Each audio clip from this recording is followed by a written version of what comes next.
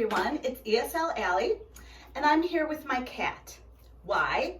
Well, if you have a cat, you probably understand that cats are great for practice with disagreeing. So this is my second video about business English, how to disagree. And if she will let me, I will model some appropriate vocabulary and phrases to help you disagree properly and politely in English.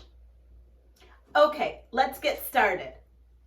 I mentioned in the previous video that the first thing you should do when disagreeing in a professional or academic setting is to recognize that you respect or value the other person's opinion.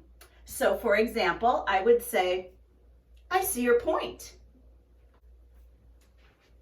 The second thing you need to do is to then appropriately state your own idea or make it clear that you do not agree with the idea that the person just shared.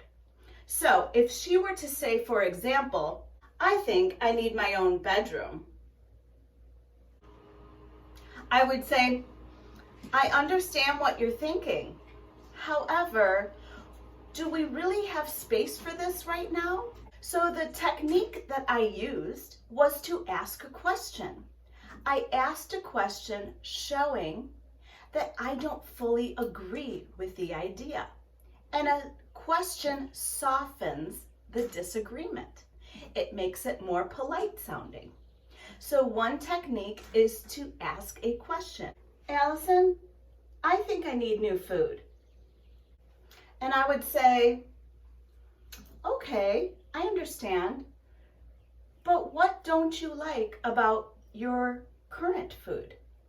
There, I asked a question to make it less confrontational as I disagree.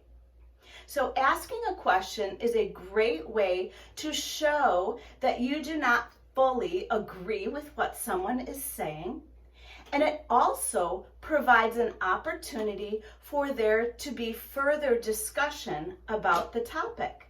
By asking a question, you allow the conversation to continue until perhaps you both can agree. Thank you for tuning in, and thanks to my cat for the help. Thanks again. Bye-bye.